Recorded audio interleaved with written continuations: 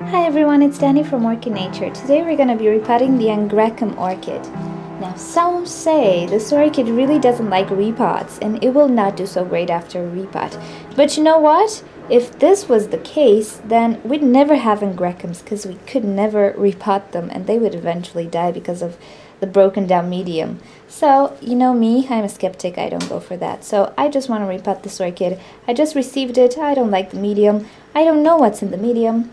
So it's a good enough reason for me to repot. Okay, so here is the Angraecum. This is the root system. Now I'm not very familiar with how Angraecum roots should look like, but to my opinion these don't look so good. They just look like they have very burned patches because of the broken down medium. As you can see, this medium is not very recent, it's not very fresh. And also I do see something worrying. This baby has a little root right here. Hopefully you can see this. But on the other side, the root seems to be slightly burned. So yes, I'm glad that I do repot this orchid. Now the roots, apart for some that I'm gonna cut, they seem stiff. So I guess they're still functioning, they're still good, which is not bad. But to my eyes, even though I'm not acquainted with these type of roots, they don't look like they should. They just don't look that healthy. So okay, I'm gonna go wash this orchid out. I'm gonna disinfect everything so I limit all the fungus or other diseases, and I'll come back when I'll repot it. Okay, so I've washed the orchids, but funny thing, this baby was not from this orchid. It's just another seedling. It appears. I don't see the breaking point or anything. So yay, I have two plants apparently. One seedling and one mature plant. I will pot them up in the same pot. I will not try to pot them separately because of space issues, but also they have enough space and they've been together for some time now. So yeah, I'm just gonna cut away everything that I find mushy on this plant, and then I will use as a medium only a bark mixture with some perlite. And this is because over time bark tends to decay faster than coconut husk, let's say. So these pieces of perlite will actually keep the mix airy, especially towards the bottom of the pot. I'm going to use a standard pot of 14 centimeters. This is a 14 centimeter one. It's a new pot that I found. And yeah, I think it will accommodate both plants really nicely. Let's see if they fit. I would say they do. And here we have the repotted Angraecum. Looks really good. I just watered it actually because this is a few days after the repot. The small little baby I think has a small little problem here that I need to take care of with some cinnamon. I think there's a bit of rot going on here. So yeah, that's a shame. But yeah, I think it's gonna be fine. Anyway, the roots weren't bothered too much. They just kept the shape of the pot, which was, I think, the exact same size as this one. So all in all, it's good. And yes, I know there are those people who say that Angraecums can sulk for years if you repot them. And one of you guys told me that when Angraecum fans repot Angraecums, they just take out the bark without disturbing the roots and, you know, replace the medium. I really don't like to go for that. As I told you, everybody's conditions are different. Every orchid itself is different. And there might be other problems. Maybe there's some pests there that you didn't know about. Like I discovered I have a lot of snails in the pots and so on. So I personally don't think it's the case. Maybe it's gonna sulk. I do have some orchids that are sulking at the moment. One of them is the Celogyne, which you can see here. Now this little baby doesn't have any roots, and also it's dormant during the winter time.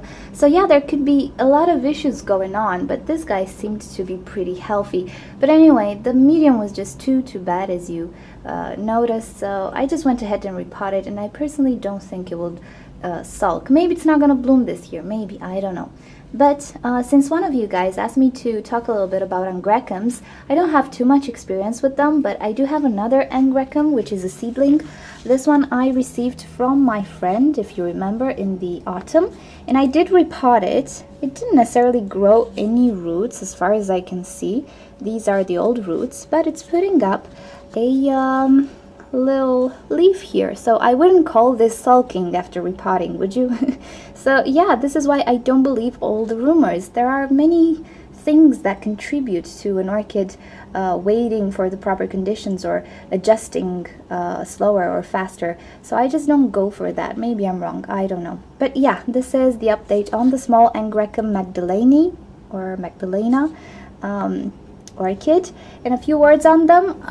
Well, as far as I read, they do like bright light, just like a Calia orchid, let's say, and they do like a fast draining mix like coconut husk or a bark, pure bark, and they tend to be warm growers. So yeah, I wouldn't try to keep them in low temperatures. As far as humidity goes, they kind of like quite a lot of humidity, over 60%, or at least this is what I heard, but I don't know.